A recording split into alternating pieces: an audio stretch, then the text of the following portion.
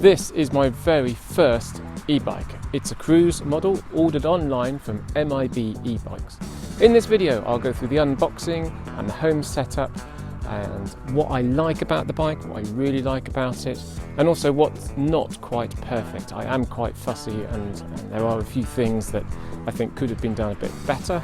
I'll go through the prices of what I paid for the bike and what spec I got, and then give you my overall thoughts on getting not only my first e-bike, but this one here.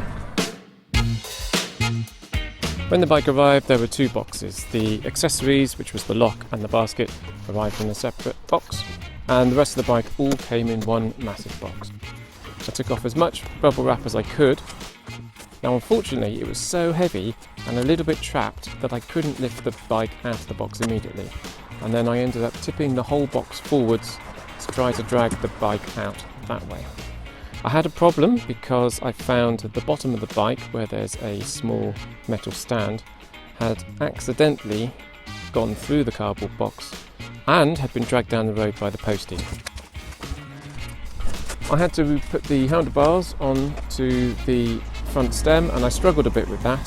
When I finally got it, I found that they weren't straight, even though I thought everything was tight. These bolts here that are labelled 12 nanometers were not done up at all. They were the problem. And I thought it was a bit bad that the company had sent me a bike that clearly these needed to be tight, and there was no reason why they shouldn't have tightened them in the factory.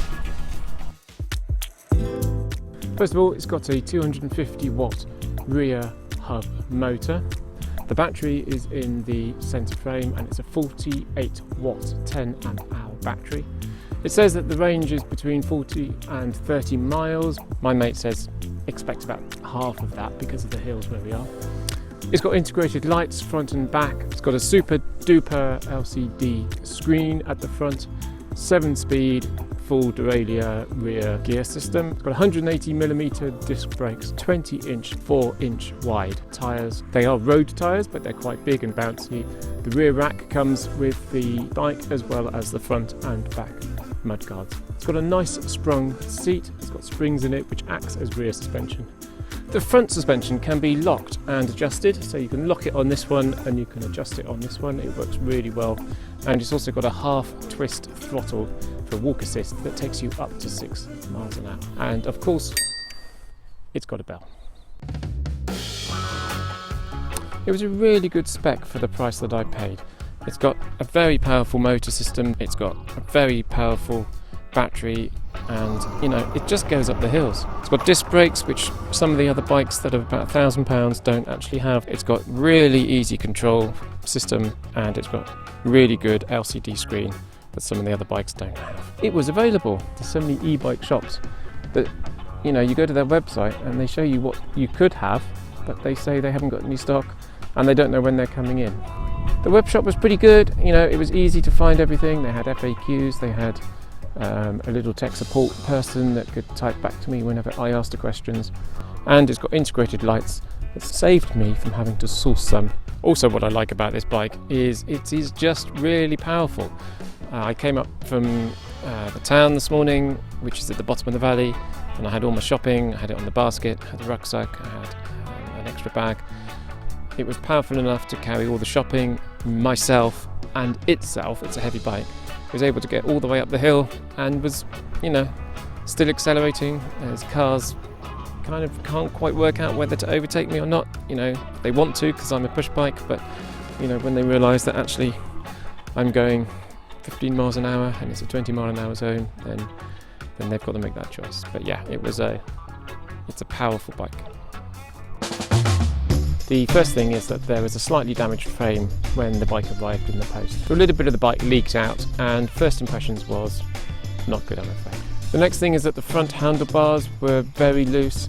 I don't have a torque wrench, and I thought it could have been a bit dangerous if they were half tight from the factory. If I had found that the handlebars were semi-tight, that could have been a dangerous error. I think the saddle height lever is really cheap. It looks like it costs about £1.50. It does the job, but it just looks really inadequate for the rest of the bike. Now here's the biggest downside. It is so heavy. I was on the canal yesterday and I got to a few steps and I had to go up to a road and kind of through a gate. And it's a folding bike, it should be portable. It's not. It is so heavy I could hardly carry it. So I need to plan my journeys around not going over stiles into fields and not going up steps. It's just a beast. The final thing is that when you do have the basket fitted, all of the cables for the gears and the brake and the controller kind of get a little bit squashed into the handlebars. It doesn't look too good. I mean, the bike is performing okay, but I just felt a little bit worried that I was pushing those cables up against the bike in such a strong way. So what did I pay for the bike? Well, it was in the sale and I bought it online. The bike was £1,300 and I paid £120 for the lock. I also paid an extra £20 to have the basket on the front. This gives a grand total of £1,440. It includes all taxes and next day delivery. Well, I absolutely love it. It's really good for me. You can see the hills where I live. It's good for shopping, it's good for getting up the hills, it's good for town, it's good for a little bit of off-road. It's powerful, it's got a good spec, it's available, I love the controls, and it's getting me back out into the countryside and cycling again. Downside is its weight. It is far too heavy for me. Even though it's marketed as a folding bike, I can't really see myself ever doing that. So it's a two-person lift if you want to actually transport it around. If you're thinking of getting one, I hope this video has been useful to you. Thank you very much for watching. I hope you've enjoyed the video. I really like the bike and appreciate your time here. You can comment on the video, you can share the video, you can subscribe to my channel, hit the notification bell. I'll see you on the next video from me, Copper Gravity. Goodbye.